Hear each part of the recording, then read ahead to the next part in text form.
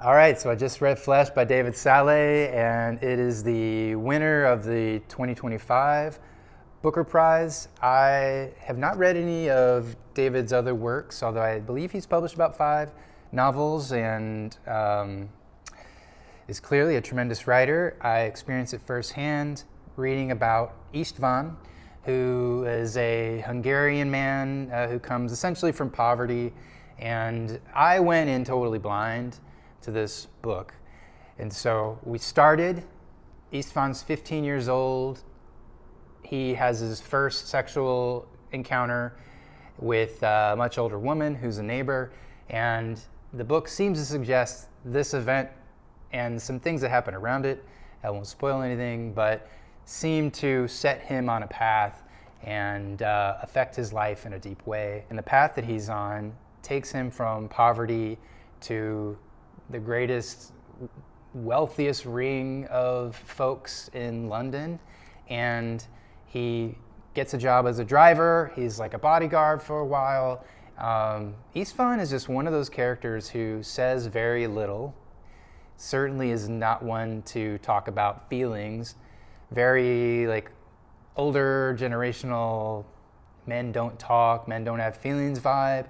And there's just something about him though that is gravitational. Others are really drawn to him, especially the women, but men seem to really be drawn to him as well.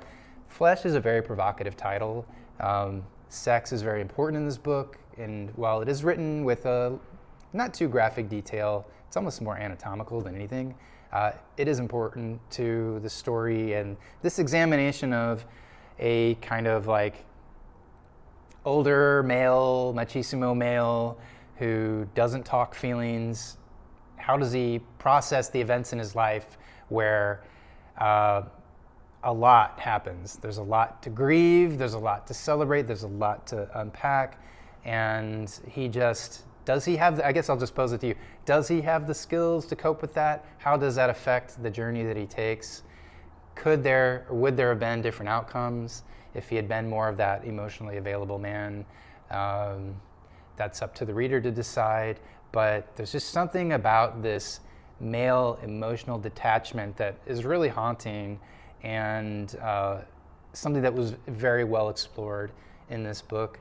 David Szalay's writing style, at least for this, I don't know about his other works, it's very sparse, it's delicate too.